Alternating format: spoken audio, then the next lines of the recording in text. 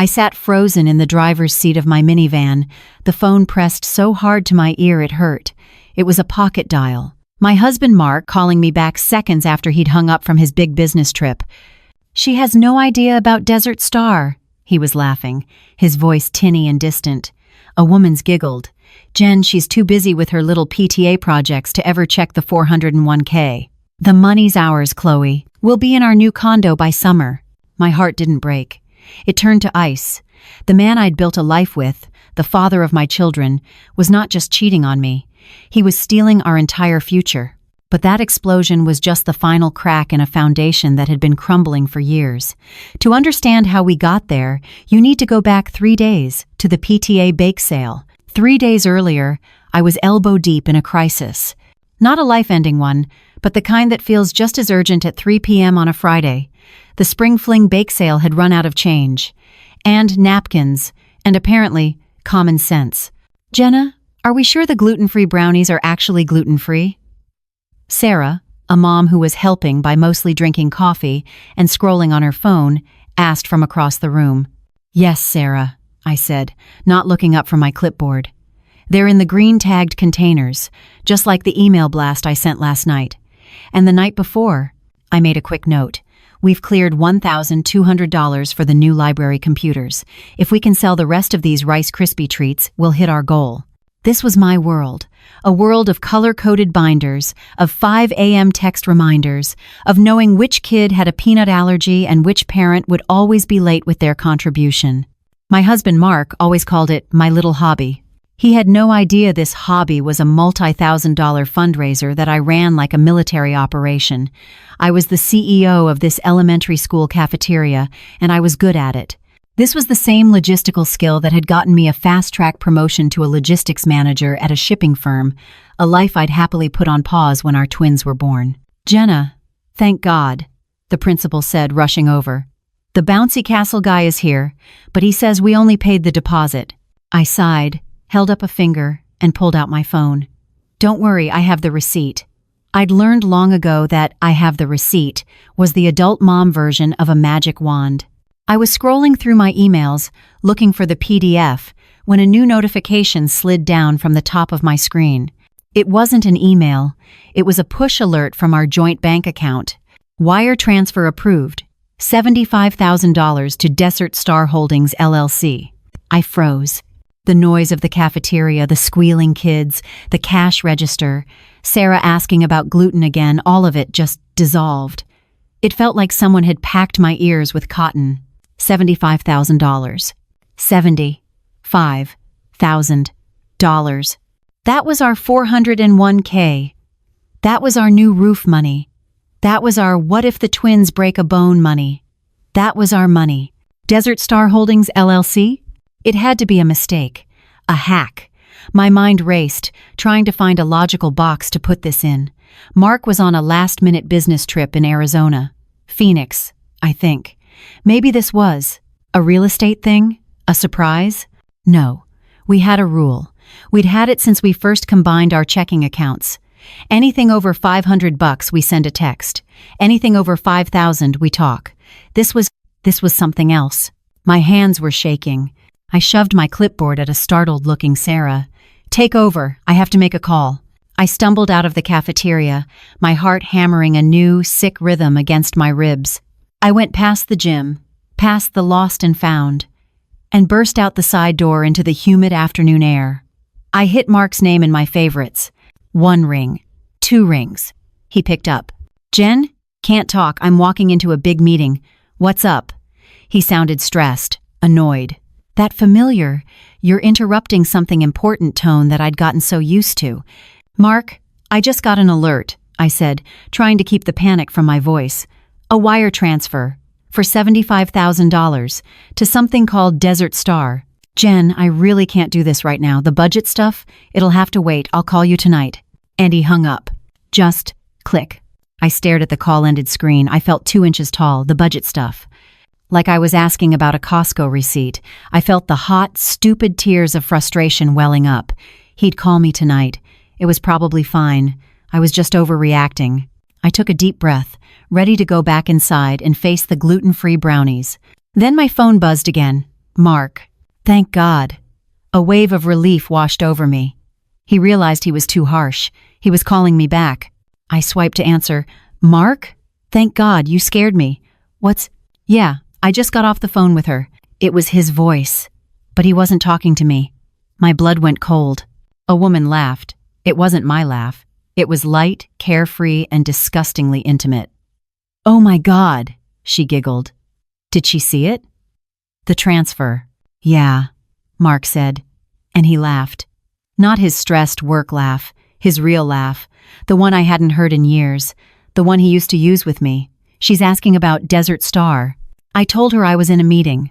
She has no idea, the woman said, her voice dripping with amusement. Babe, she has no idea about anything, Mark said, and the casual cruelty of it knocked the wind out of me.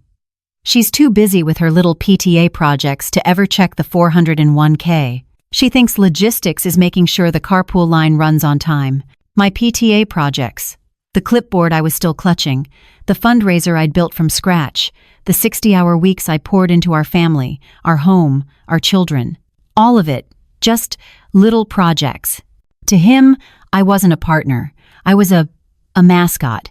A cute, busy, stupid little hobbyist. The money's ours, Chloe, he said, his voice dropping. It's in the holding account. We're safe. We'll be in our new condo by summer. I just need you to be patient for a few more months. And the house? The kids, she asked. What about them? She'll get the house. It's a mess anyway. She can have it.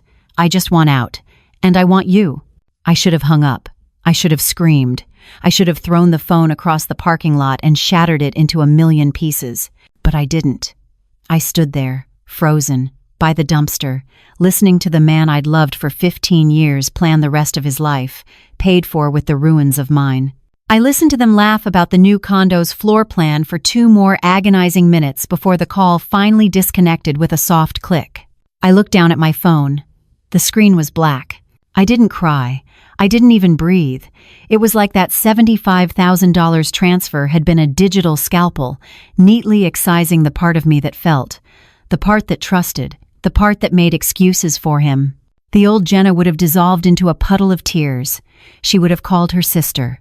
She would have confronted him, sobbing, demanding answers he would never give. But the old Jenna died in that phone call. I turned around, and my reflection in the glass of the school door looked back at me. A tired mom in yoga pants, holding a clipboard. A fool. No, not a fool. A logistics manager.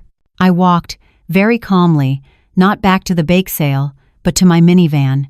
I sat in the driver's seat, the one with the faint smell of spilled apple juice and the goldfish crackers ground into the carpet. The world was still spinning. Kids were still yelling inside, but I was somewhere else. I was cold, and I was quiet. And I was, for the first time in my life, completely and utterly, dangerously clear. That clarity was a terrifying, freezing cold. It wasn't an emotion. It was a state of being.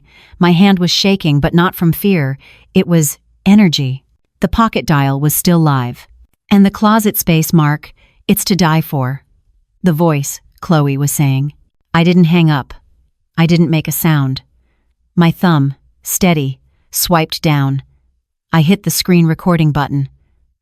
A silent 3, 2, 1 countdown appeared on my screen. I was now capturing audio, the call log, everything. I let them talk. I listened to them pick a paint color.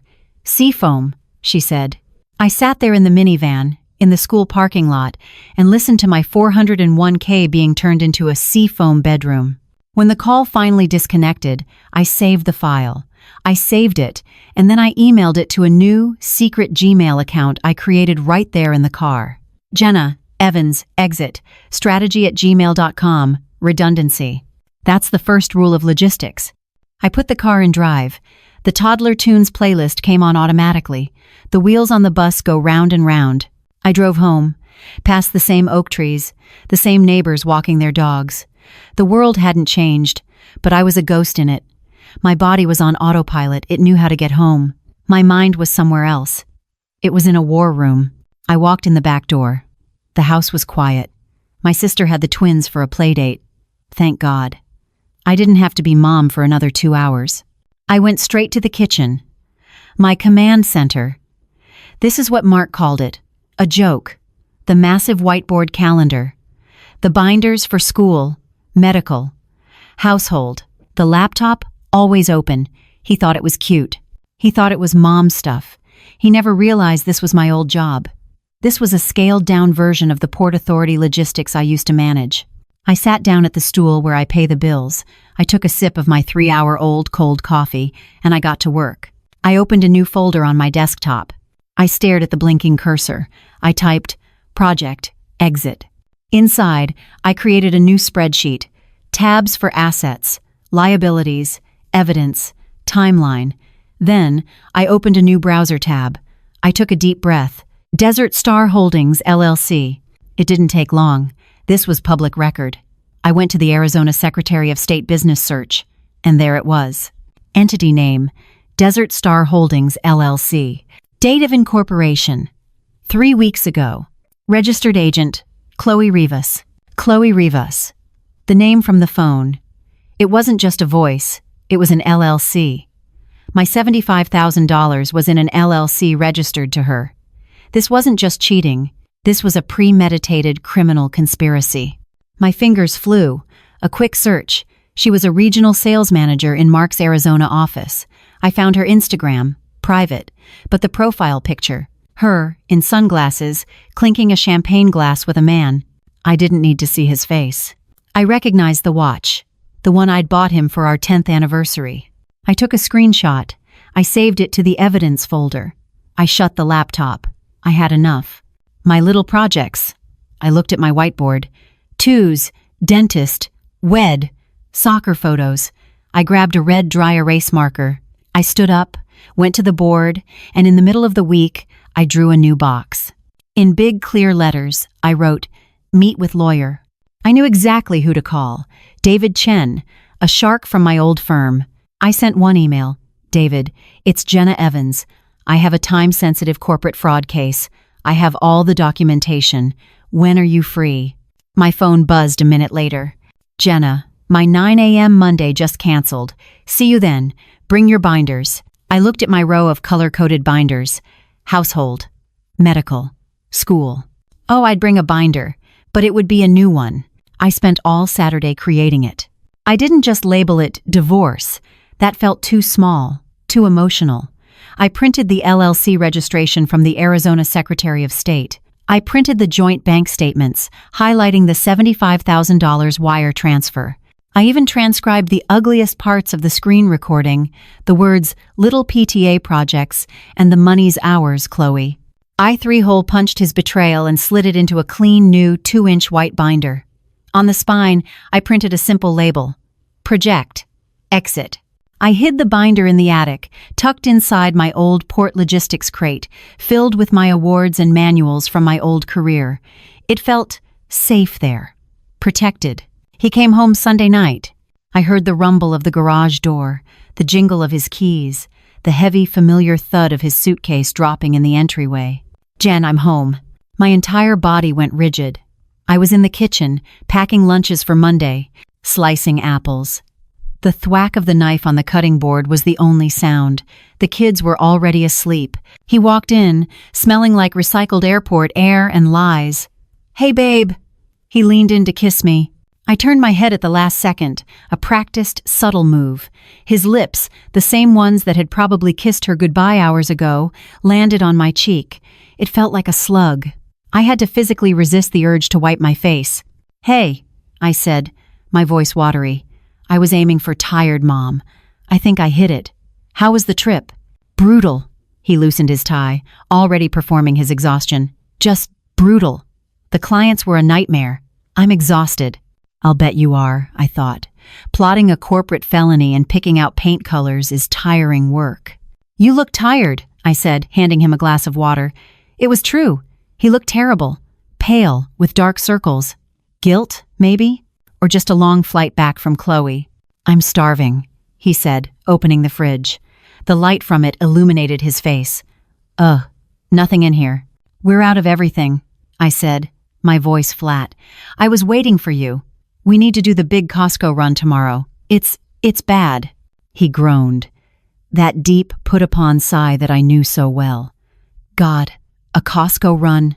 Really? Can't you just, I don't know, Instacart it? I just got home. Not for a 40-item list, Mark. We're out of paper towels. We're out of the kids' snack packs. We're out of milk. We're out of everything. My patience. My trust. My love. All gone. Fine, fine, he huffed, rubbing his temples. Tomorrow morning, but we have to make it quick. I have a million calls to catch up on. The next morning, we were the perfect picture of the American family. The bickering couple in the giant, chaotic parking lot of a warehouse store. He insisted on pushing the cart. He always did. It was his one manly contribution to the shopping, his way of feeling in charge. Okay, what's on the list? He asked. All business, as we walked past the giant 80-inch televisions. I held up my phone, the Notes app glowing. We'll start with the paper goods. As we walked, he was weird, overly affectionate. He put his arm around my waist and pulled me in. Sorry, I was so stressed last night, he said, his voice low. This whole Arizona deal it's just a lot. I wanted to peel my skin off. I wanted to ask him if Desert Star was a lot. I wanted to ask him if Chloe was a lot. Instead, I just leaned my head on his shoulder for a beat, the performance of a lifetime. It's okay, I said. I know you're working hard. We'll get through it. You won't, I thought.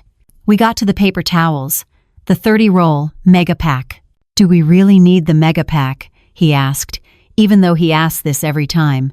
We're a family of 4, Mark. Yes, we need the mega pack. He tossed it in, grunting. We moved to the food aisles.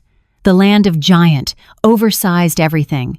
He was tossing things in the cart that weren't on the list. A $20 bag of expensive beef jerky, a new set of stainless steel grilling tongs, a giant tub of pistachios. I said nothing. I just watched. I was a scientist, observing a specimen. My specimen was a thief, with a taste for dried meats. We got to the frozen section.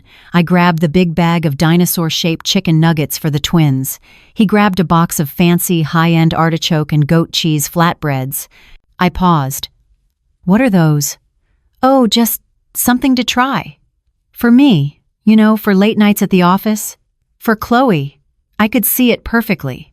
Them, in their new seafoam condo, drinking wine, eating my household budget-funded appetizers. I felt the cold, hard knot of the Project Exit binder in my stomach.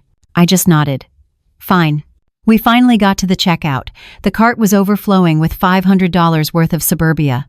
The total on the screen beeped, $487.50. Mark pulled out the joint credit card. He sighed, a loud theatrical sigh, for the benefit of me and the cashier who looked as tired as I felt. As she scanned the items beep, beep, beep, he turned to me. He put his hand on his hip, his I'm the dad pose. Jen, he said, his voice low and dripping with disappointment. We've really got to talk about the budget. The world stopped. The beep of the scanner, the whir of the conveyor belt, all of it. I looked at him. I'm sure my face was blank. What? This, $487. We're hemorrhaging money. I'm trying to close this massive deal in Arizona. This thing is my bonus. Babe and I feel like you're not seeing the big picture. You're just spending. He gestured to the cart, to the 48-pack of toilet paper, to the 2-gallon drum of olive oil, to the food he had thrown in. He was lecturing me. He was lecturing me on a $487 bill for our family's survival, after he had just stolen $75,000 of our retirement to fund a new life with his sales associate. The rage was so sudden, so hot, it almost knocked me over. I felt my face flush. I gripped the cold metal handle of the cart so hard my knuckles turned white. I wanted to scream.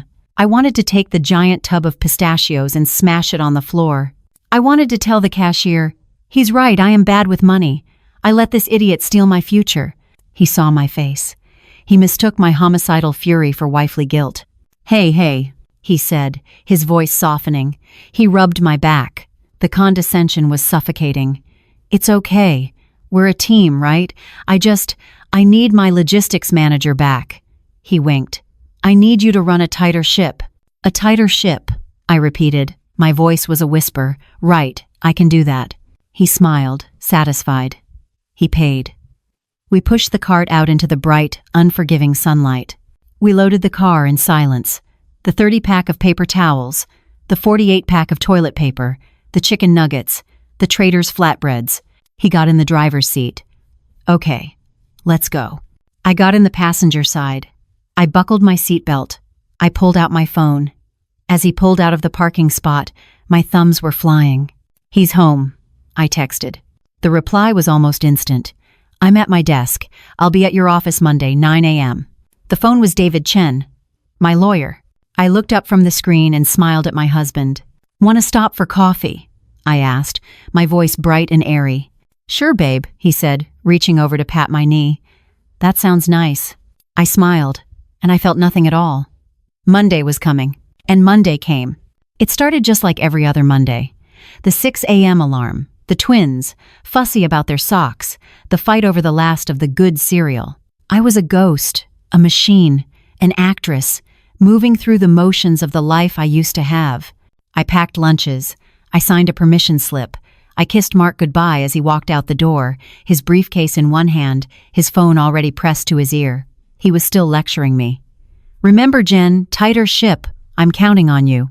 You can count on me, I said. My voice was a perfect, cheerful chirp. He drove off to his life of important calls and meetings. He was thinking about his bonus, his mistress, his new condo. He was thinking about everything except the woman he'd just left alone in the kitchen. He never even saw the battleship turn its guns. As soon as his car turned the corner, the performance stopped. I dropped the twins at school, gave them both an extra long hug, which they, of course, squirmed away from, and then I drove home. The house was silent, empty. For the next 6 hours, it was my war room. I didn't go to the kitchen. I went straight to our bedroom closet. And then I went past it, to the guest room closet, the one that held the ghosts. Back in the corner, under a cracked plastic garment bag, was my old uniform, my boardroom armor. I pulled out a pair of black high-waisted dress pants and a silk shell, and then the blazer. It was a deep navy blue with a sharp, tailored shoulder. I hadn't worn it in 8 years. I'd traded it for yoga pants, for nursing bras, for clothes that could be stained and washed without a second thought. I slipped it on. The lining was cool, and it was tight, just a little. A perfect physical reminder of the life I'd given up, the softness I'd acquired in my little projects. It smelled faintly of cedar, and something else I couldn't place. Oh, right, ambition. I went back to my bathroom. I pulled my mom bun out and actually blew dry my hair. I put on makeup, not just cover the dark circles makeup, but close the deal makeup. Eyeliner, mascara, lipstick. Then, the final piece. Heels. Black, 3-inch, pointed toe. I slipped them on and stood up.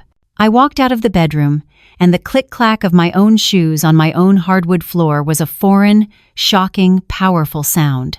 I looked in the full-length mirror by the door. The woman staring back wasn't Jenna, the PTA mom.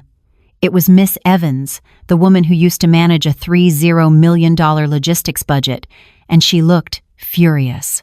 I went to the attic. I pulled down my old port logistics crate, filled with my manuals and binders from a decade ago, and from inside it, I pulled the new 2-inch white binder. The one with the clean, simple label, Project, Exit. I put it in my old leather satchel, the real one, not the diaper bag, and I walked out the front door. I didn't get in the minivan. I walked to the other side of the garage, to Mark's weekend car. The gleaming black BMW 6 Series he kept under a cover and waxed twice a month. The one I was not supposed to drive. I got in. The leather was cold. I started it, and the engine rumbled with a power I hadn't felt in a long time. I backed out of the driveway, and I headed downtown. Driving into the city was like re-entering the atmosphere. The crush of traffic, the glass and steel canyons, the sheer, frantic energy of people with places to be. I'd been living in a quiet, pastel-colored suburbia for so long, I'd forgotten what the real world felt like. The world I used to thrive in. David Chen's law firm was on the 40th floor. The lobby was all marble and hushed, expensive silence. Jenna Evans, for David Chen, I said to the receptionist, who looked like she ate analysts for breakfast. He's waiting for you. David and I had started in the analyst pit on the same day, 15 years ago. We'd pulled all-nighters, we'd fought, we'd built our careers side by side. He was the one who'd tried to talk me out of quitting. "You're a shark, Jenna," he'd said. "You can't just go live in a fishbowl." "Watch me," I'd said. I'd been so in love, so stupid. He was standing by his window when I walked in. His office was massive, a corner unit with a view that stretched all the way to the shipping port. My old port. "Jenna," he said. He didn't smile. He just looked at me, looked at the blazer, the heels, the makeup. He came over and shook my hand. His grip was firm. "You look like you." "You too, David," I said, looking at the view. "This is a long way from the analyst pit." "It's just a room," he said, but he smiled. "Coffee." Black. We sat at his huge glass-topped desk. No small talk. This wasn't a PTA meeting. This was a business meeting. "So," he said, steepling his fingers, "your email said corporate fraud and that you had documentation." I didn't say a word. I just opened my leather satchel. I took out the thick white project exit binder. I placed it on the glass desk. The thud was solid, final, and beautiful. I slid it across to him. He opened it. He's a lawyer, so his face is a mask. But I know David. I saw his eyebrows do that one little thing. He read the first page, my executive summary. Event: $75,000 fraudulent wire transfer, joint 401. K. Perpetrator: Mark Evans. Destination: Desert Star Holdings, LLC, AZ. Co-conspirator: Chloe Rivas, LLC registered agent. Evidence Tab 1, Bank Statement. Evidence Tab 2, LLC registration documents. Evidence Tab 3, Instagram, social media linkage. Evidence Tab 4, Audio file, full confession. He flipped to Tab 4, Audio file. A 7-minute pocket dial, screen recorded, with a full, time-stamped transcript included. His eyebrows went up again. He didn't ask to hear it. He just read the transcript. I watched him. His jaw got tight. He read the words, "little PTA projects." He read the words, "she'll get the house. It's a mess anyway." He closed the binder. He pushed it back. He looked at me for a long, quiet moment. "You remember the Shanghai port crisis in 2017? He asked. His voice was quiet. I nodded.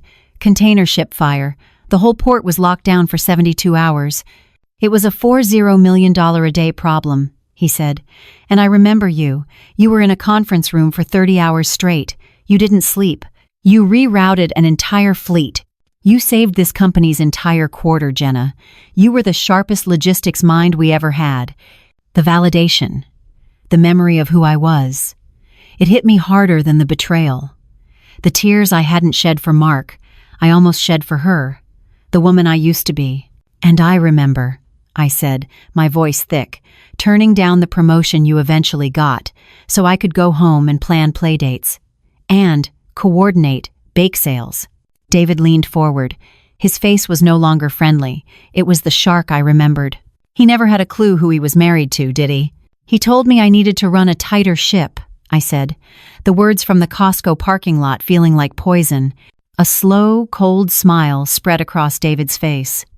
"Well then, Miss Evans," he said, pulling over a yellow legal pad, "let's show him what a real logistics manager can do. This isn't a divorce, Jenna. This is an asset liquidation. And here's step one." "Here's step one," David said, clicking his pen. "You stop the bleeding. Before we can liquidate, we have to isolate.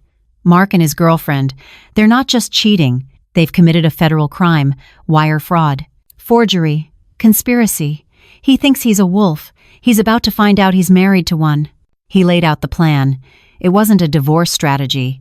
It was a corporate takedown. "You're not a victim, Jenna," he'd said, his eyes hard.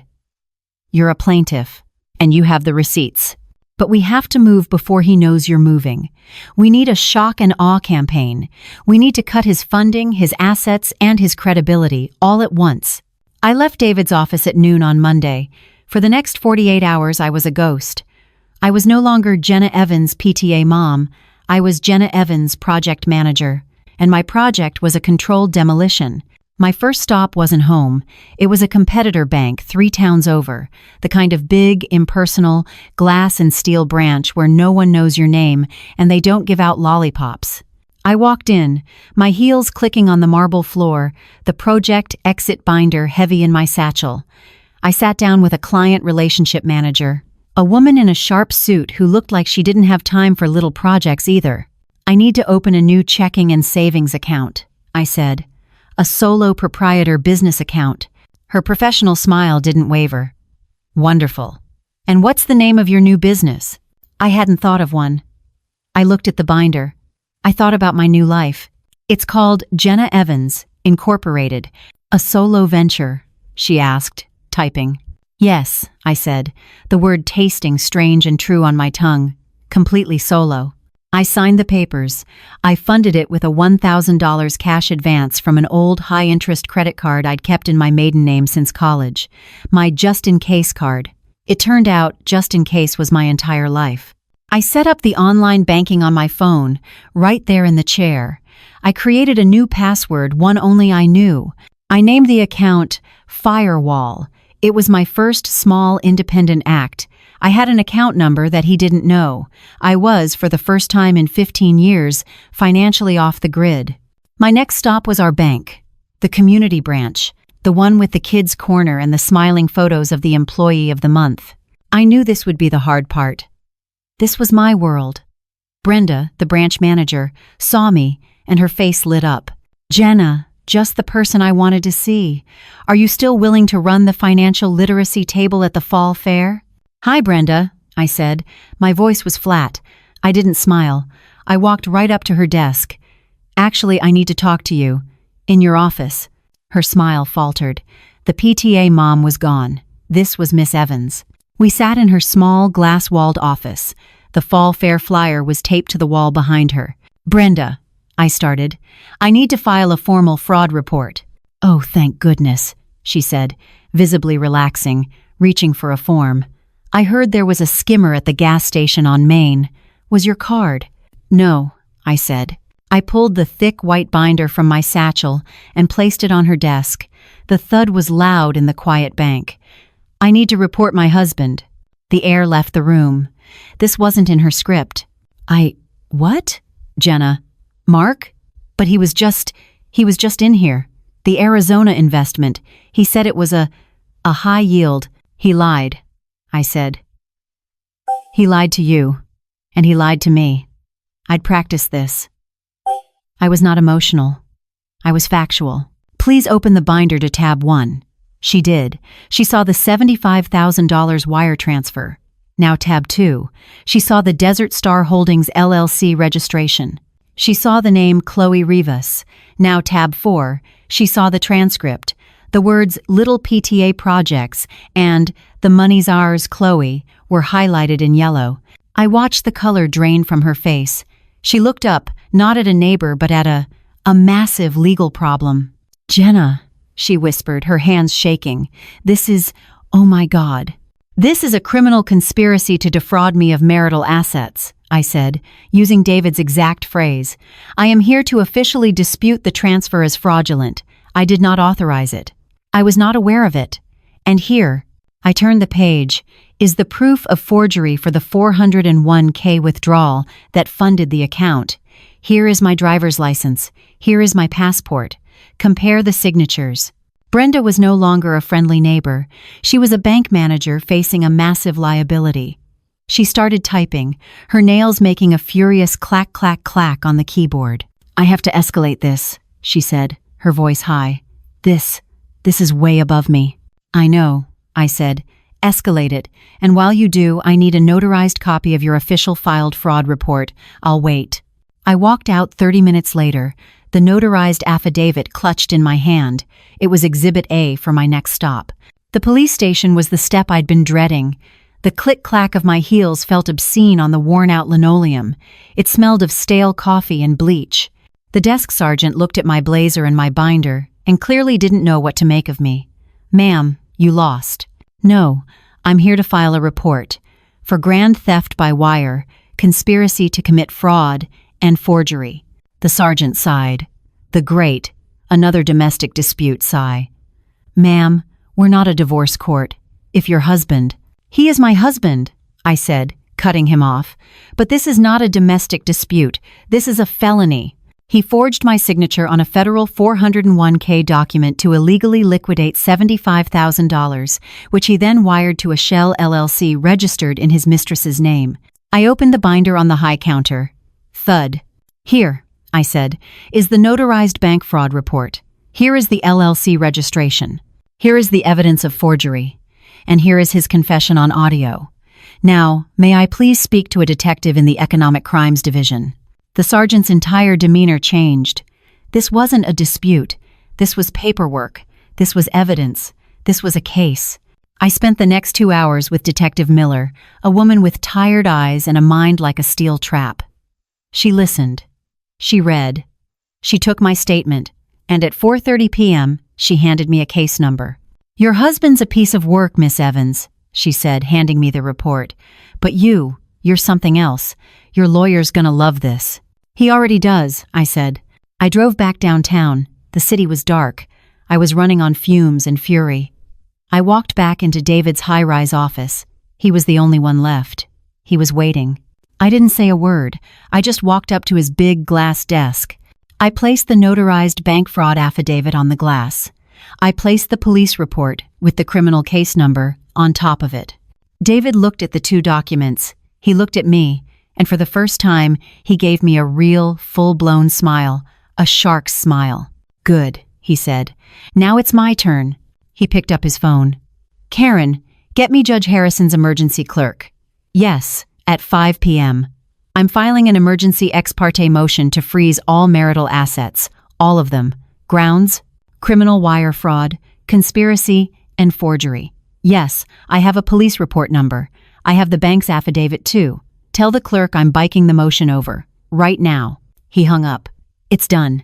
By 9 a.m. tomorrow, Mark Evans won't be able to buy a cup of coffee. He didn't try to buy coffee. He tried to buy a sofa. I wasn't there, of course. I was at home, making peanut butter and jelly sandwiches for the twins, my phone silent on the counter next to me. But I'd find out all the details later, first from David's private investigator, and then from the string of increasingly unhinged, screaming voicemails Mark would leave me. He and Chloe were at Moda Interiors, a place with white walls, glass tables, and prices that were whispered. I'd seen their website. It was the kind of place you go to buy a lifestyle, not a piece of furniture. They'd been there for 2 hours. Chloe, I was told, had fallen in love with a giant L-shaped sectional. It was white. Of course it was. A white sofa that cost $11,000. A sofa, I realized, that was funded by the same money that was supposed to put our kids through college. Mark, playing the big shot, the provider, the man in charge, pulled out his wallet. He handed the sleek, painfully polite salesman his platinum joint credit card, the one that had both our names on it. The salesman swiped it, and he paused. The smile on his face didn't falter, but it froze. I'm sorry, sir, the salesman said, his voice quiet. It's declined. I can just see Mark's face. That annoyed, don't you know who I am, huff. That's impossible, he'd said, laughing it off. It's a new chip. Try it again. I did, sir, the salesman said, sliding the useless piece of plastic back across the glass counter. It's definitely declined. Do you have another form of payment? Mark's smile was gone. He was being challenged. And worse, he was being challenged in front of her. Fine, he snapped. He pulled out his debit card, the joint checking account. Just run this. It's the same account. It's just a machine error. The salesman, who I'm sure was enjoying none of this, ran the debit card. He didn't even have to look at the screen. The machine gave that sad little beep boop beep of failure. Declined, sir, the salesman said. Reason, insufficient funds. Insufficient funds. On an account that, 2 days ago, held our life savings. That's not possible, Mark stammered. Now he was red. He was furious. He was being humiliated. This is ridiculous. Your machine is broken. My app. He pulled out his phone, his last-ditch effort to prove he was still the king. He was going to just transfer the money. He pulled up the banking app. He put his thumb on the scanner. And he, too, got the freeze. The app didn't open. It just gave him a single white screen with a red box. Account frozen. Please contact your branch. He tried again, and again. The same red box. Account frozen. I can almost hear Chloe's voice, high and annoyed. Mark? What is it? Just pay the man. I want the sofa. Shut up, Chloe, he hissed, his voice low and panicked. He stalked away, his phone pressed to his ear. He was pacing the showroom floor, a man on the edge, yelling at an automated system. Representative. I want to speak to a representative. He finally got a human. And this. This is the part I replay in my head when I'm feeling nostalgic. My account is frozen, he yelled, making a scene. This is unacceptable. I want it unlocked, right now. My name is Mark Evans. Evans. There was a pause. On my end, in my kitchen, I calmly put the sandwiches into the lunch boxes. On his end, there was just the polite click-clack-clack of a keyboard. Ah, yes. I see, Mr. Evans, the voice from the bank said. It was calm, professional, unfireable. The account is frozen. I know it's frozen, you idiot. Unlock it. Sir, I can't do that. It appears the account was frozen by an emergency ex parte court order. It was filed this morning. A new pause. A dead, cold silence. I can picture Mark's blood running cold. A what? Filed by who? The order was filed by your wife, Miss Jenna Evans. Click, clack, click. Pending a criminal investigation into wire fraud. There was a long, dead silence on the line. Then, just a click. I wasn't there, but David's private investigator, a former cop who loved his job, gave me the full, glorious play-by-play. Mark didn't say a word. He didn't look at Chloe. He just ran. He dropped his phone on the glass counter, fumbled to pick it up, and sprinted out of the furniture store, leaving Chloe his future sitting alone on an $11,000 white sectional she no longer qualified for. Apparently, she didn't even run after him. She just sat there, in a state of shock, until the polite salesman had to ask her to leave. The Desert Star partnership, it turned out, was insolvent. While Mark was having his spectacular public implosion at Moda Interiors, I was at home, and I was busy. I was executing Phase 2, securing the perimeter. I had a locksmith, a quiet man named Gus with a God Bless America sticker on his toolbox, working his way through the house. The whole property, ma'am, he'd asked, looking at the size of the job. Every single lock, I confirmed, holding a new pristine set of keys. The front door, the side door, the garage, the keypad, the deadbolt on the home office, and the little padlock on the garden shed. If he has a key for it, I want it changed. As Gus drilled out the old tumblers, the sound of thwack, zizzes, click echoing through my house, I went to our bedroom, to his side of the closet. The old Jenna, the tired mom he'd laughed about, would have taken a pair of scissors to every one of his expensive, ugly suits. She would have thrown his things on the lawn. But I'm a logistics manager. I don't do chaos, I do efficiency. I pulled out the Toomey suitcases I had bought him for our 10th anniversary. I opened them on the bed, and I began to pack. I folded his $300 dress shirts. I matched his stupid power socks. I neatly coiled his collection of designer belts. I was just moving inventory. I was packing up a bad asset. His toothbrush. His ridiculous $200 face cream. His golf shoes. I put everything in the bags, zipped them up, and wheeled them to the front door. I was in the kitchen wiping down the counters when my phone, sitting silently next to me, lit up. Mark. I looked at it. I watched it ring, and I let it go to voicemail. I'd decided, as part of my new strategy, that I would never speak to him again if I didn't have to. I'd listen, but I wouldn't engage. Beep. Jenna, what the hell did you do? My cards aren't working. The bank, they said. What did you tell them? You call me right now, you. You can't do this. Click. I opened a new spreadsheet on my laptop. Household budget. Solo. My phone lit up again. Mark, I let it ring. Beep. Jenna, pick up the phone. This is insane. A court order? A criminal investigation? What are you talking about? This is a simple misunderstanding. You're blowing this all out of proportion. We can fix this. Just call the bank and tell them you made a mistake. Tell them you were emotional. Emotional. I typed in a new line item for kids' college fund. I was going to need to rebuild it. My phone, again. This time I saw him. He was in his car, parked across the street. He'd come home. I watched him get out of the car. He stormed up the walkway. He shoved his key in the new, shiny deadbolt. I heard it. Click. Jiggle. Jiggle. Jiggle. Thud. The hollow sound of a key that no longer fit. He pounded on the door. "Jenna, let me in! You can't do this! This is my house! Let me in!" I didn't move. I just sat at my kitchen table. I heard him roar in frustration. He went back to his car. My phone immediately rang again. Beep. The fury was gone. Now it was just panic.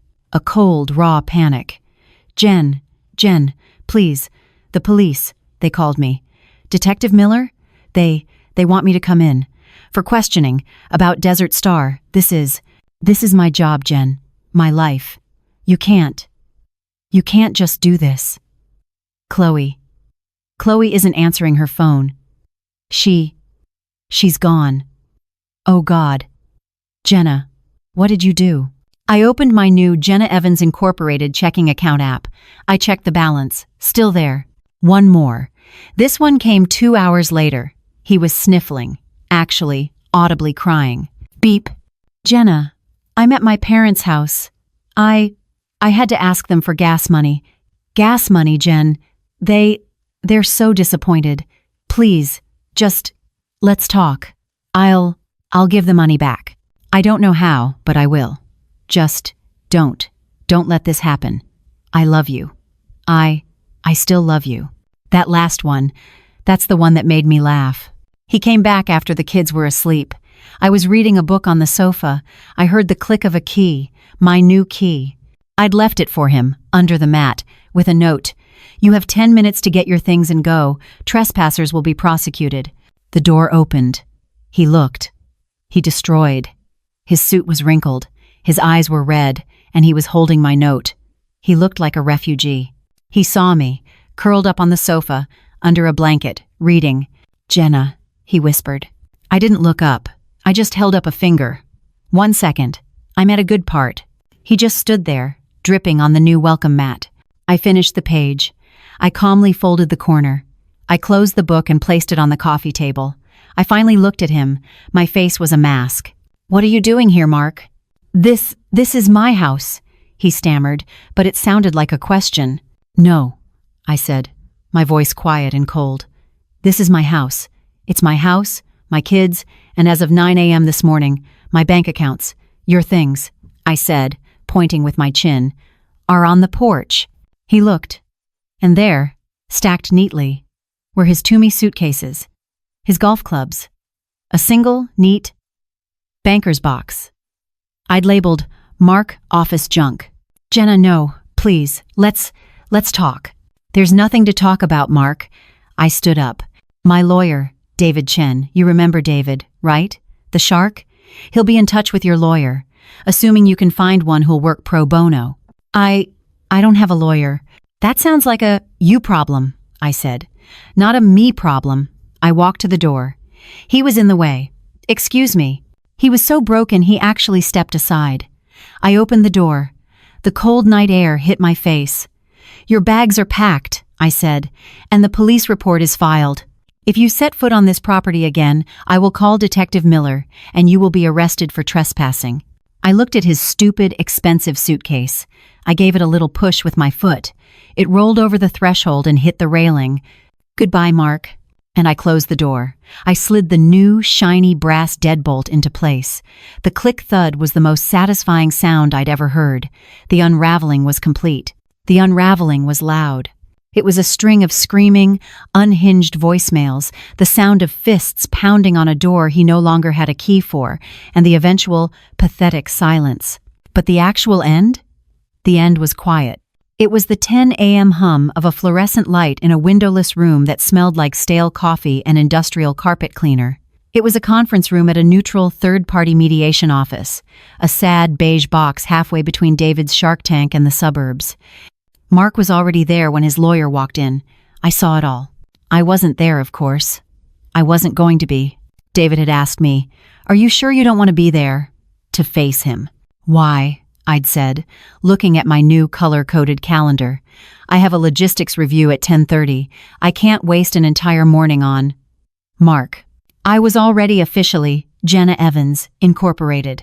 I had a tiny rented cubicle in a co-working space downtown, a new business bank account, and my first 2 clients. I was rebuilding my old career from the ground up, one spreadsheet at a time. I was busy. My little projects were now billable. So, I joined by video. David wheeled a large TV on a wobbly metal media cart to the end of the long, scuffed table. My face flickered to life, 50 inches wide, looking down at them. I'd put on the navy blazer again. My boardroom armor. I was a giant, disembodied head. The boss, calling in. Mark looked. Small. The power suit was gone. He wore a wrinkled polo shirt, a size too big, and cheap-looking khakis. His face was puffy. He looked like a man who was sleeping on his parents' sofa, because, as David's PI had confirmed, he was. His lawyer, a man named Gary who looked as tired and rumpled as his client, shuffled some papers. The mediator, a woman named Mrs. Gable with a haircut you could set a watch to, clapped her hands once. A sharp, dry sound. Okay, let's begin. This is a voluntary mediation to resolve the dissolution of marriage and the associated criminal complaints. Mr. Evans, you are here with your counsel, Mr. Gary. Rinaldi. Miss. Evans, you are present via teleconference with your counsel, Mr. David Chen. Is that correct? David, sharp and clean in his $3,000 suit, just nodded. It is. Gary, Mark's lawyer, flinched. Yes, ma'am. We are. Mark just stared at the table. He wouldn't look at the screen. He wouldn't look at me. Good, Mrs. Gable said, putting on her reading glasses. Mr. Chen, as the plaintiff's side submitted the proposed settlement, you have the floor. David didn't clear his throat. He didn't shuffle his papers. He just spoke, his voice as cool and clear as the glass in his 40th floor office. Thank you. It's very simple. Miss Evans has agreed to a no-contest, irreconcilable differences divorce. She is waiving all claims to spousal support, despite her documented 8-year career sacrifice to raise their children. Gary started to say something. David just held up a hand.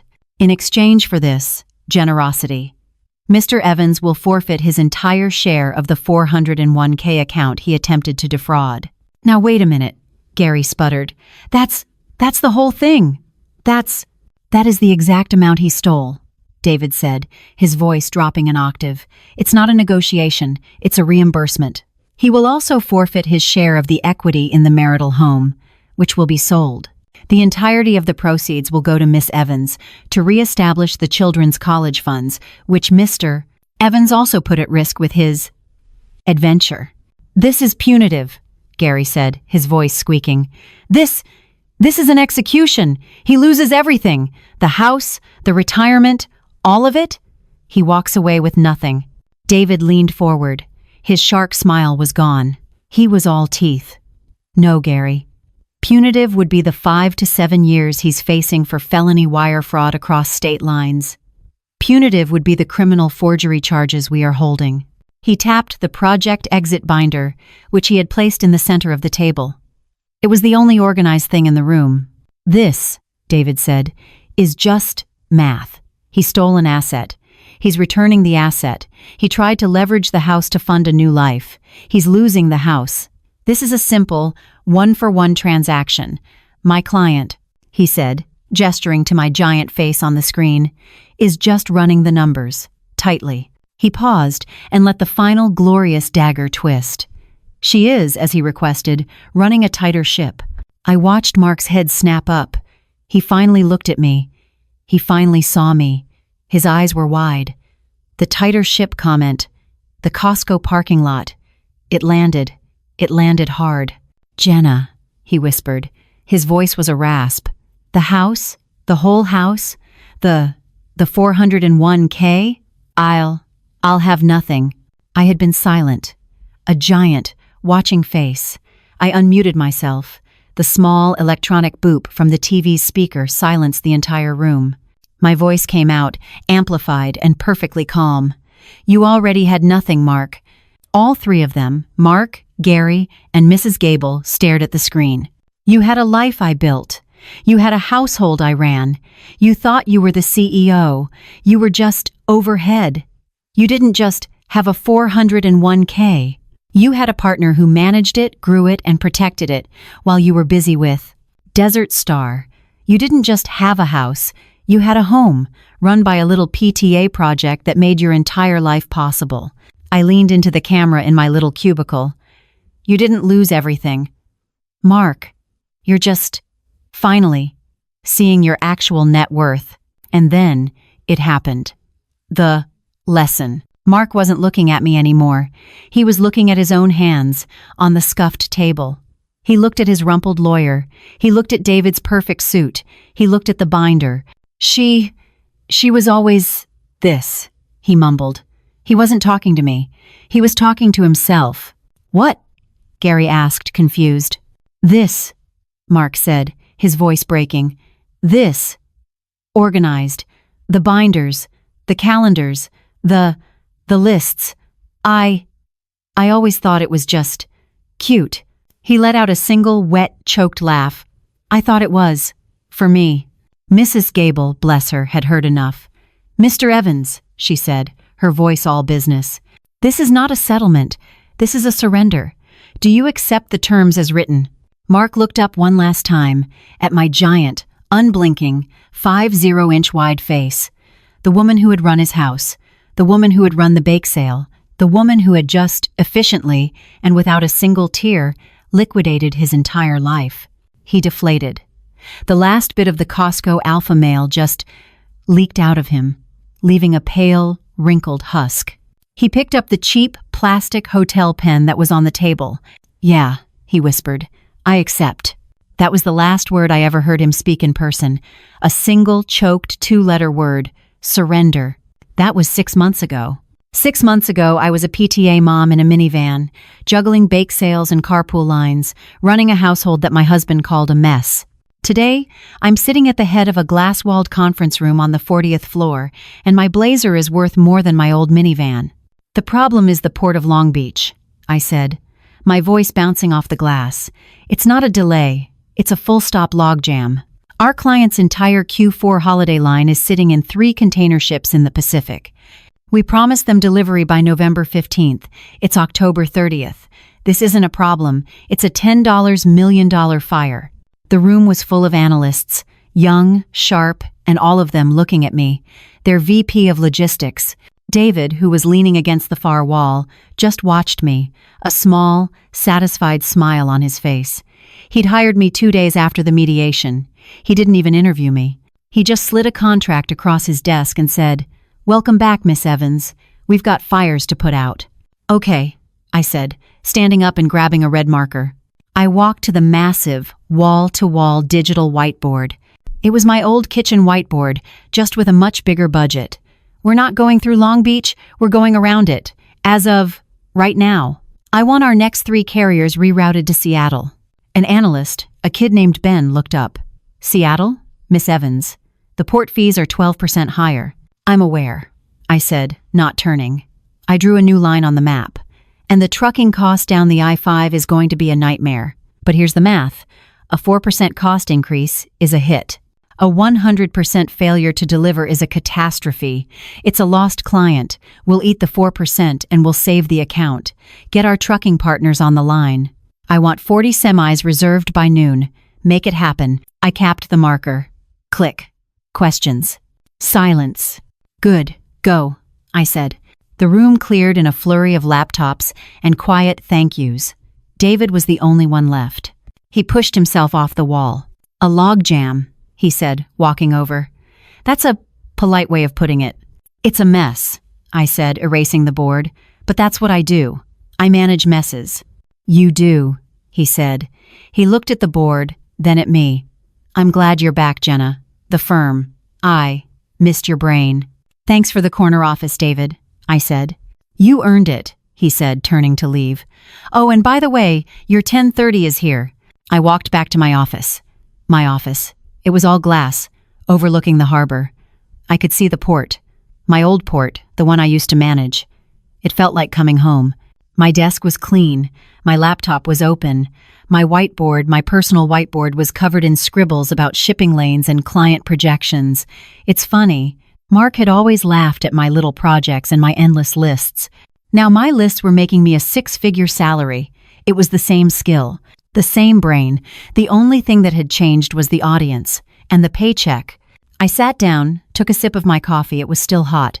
My assistant, Maria, had brought it in 10 minutes ago, and my phone buzzed. It wasn't a text. It was a FaceTime. I smiled and hit accept.